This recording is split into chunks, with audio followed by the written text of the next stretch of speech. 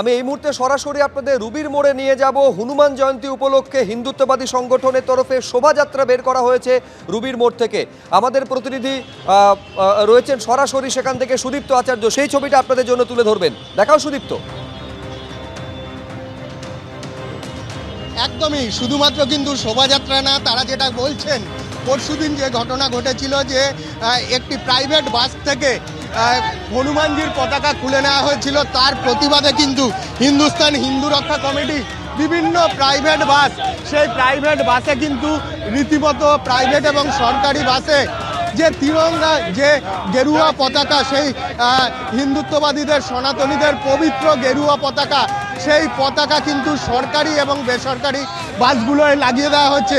এই সমাবেশে কিন্তু উপস্থিত রয়েছেন দক্ষিণ কলকাতা বিজেপির সভাপতি। আমরা তার সাথে কথা বলে নেব কি জন্য আপনারা আজকে কি কর্মসূচি পালন করছেন। আপনি দেখেছেন মহাকাল লাগানো গাড়ির উপর দাঁড়িয়ে লাথি মেরে গাড়ির গ্লাস ভেঙে দিয়েছে। এরকম একটি বাস থেকে হিন্দুদের গৈরিক ধ্বজ উঠিয়ে নিয়েছে, তার প্রতিবাদে আজকে আমরা একেবারে, এবং সেই ছবি সরাসরি সুদীপ্ত তুলে ধরছেন আমাদের। ধন্যবাদ সুদীপ্ত। কেন্দ্রীয় বাহিনী চেয়ে মুর্শিদাবাদের পরিস্থিতির প্রেক্ষিতে কলকাতা হাইকোর্টে আবেদন জানিয়েছেন শুভেন্দু অধিকারী, যার প্রেক্ষিতে শুনানি এই মুহূর্তে চলছে বিচারপতি সৌমেন সেনের বিশেষ বেঞ্চে। সেখানে শুভেন্দু অধিকারীর আইনজীবী অভিযোগ করেছেন যে তিনি অভিযোগ করছেন যে রাজ্যের গ্রন্থাগার মন্ত্রী বলছেন অশান্তি ছড়িয়ে দেওয়া হবে। বিএসএফকে ডাকা হয়েছিল কিন্তু জেলা শাসক কাজ করতে দিচ্ছেন না বলে অভিযোগ করেছেন এই শুনানি পর্ব চলাকালীন শুভেন্দু অধিকারীর আইনজীবী। বিচারপতির কি পর্যবেক্ষণ, সৌভিক মজুমদার আমাদের প্রতিনিধি বলতে পারবেন। সৌভিক। বিচারপতি সৌমেন সেনের যে পর্যবেক্ষণ সেটাই কিন্তু অত্যন্ত গুরুত্বপূর্ণ।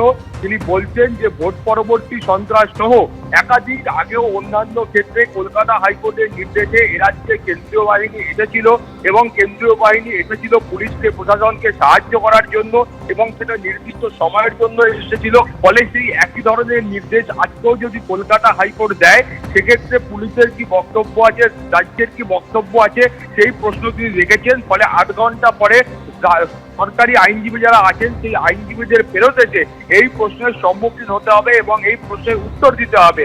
এবং তার পাশাপাশি তিনি কিন্তু বলছেন যে এ রাজ্যের পুলিশরা যে অদক্ষ বা তারা কাজ করতে পারছেন না, এমনটা কলকাতা হাইকোর্ট এ ধরনের কোনো মন্তব্য করছেন না।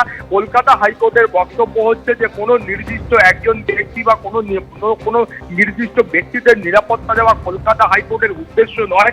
কলকাতা হাইকোর্ট চায় যে এ রাজ্যের প্রত্যেক মানুষ তারা যেন নিরাপদে থাকেন, তারা যেন নিরাপত্তা পান, সেটা সুনিশ্চিত করাই কলকাতা হাইকোর্টের উদ্দেশ্য। এবং সেই কারণেই তারা কিন্তু এই প্রস্তাব কলকাতা হাইকোর্টের তরফ থেকে আজকে রাখছেন। ফলে এখন এই প্রস্তাব নিয়ে সরকারের কি বক্তব্য আছে, পুলিশের কি বক্তব্য রয়েছে, সেই বক্তব্য 8 ঘন্টা পরে স্পষ্ট হবে।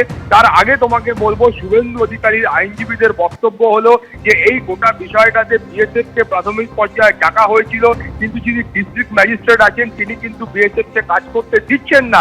এই মর্মে শুভেন্দু অধিকারীর আইনজীবীদের তরফ থেকে অভিযোগ করা হয়।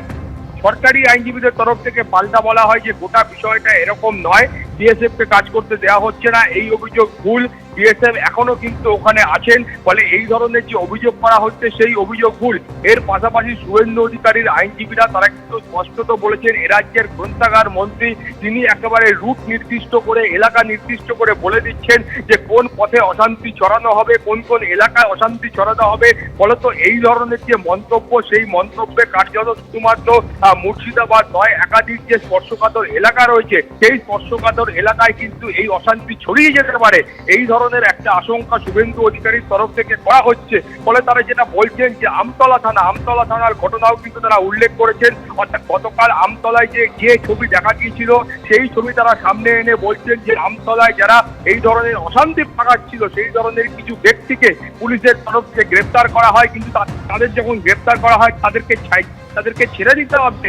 এই মর্মে কিন্তু পুলিশের ওপর কিছু ব্যক্তি চড়াও হন, সেখানে গিয়ে আবারও নতুন করে অশান্তি তৈরি হয় এবং সেই ধরনের অভিযোগও তারা কিন্তু করছেন।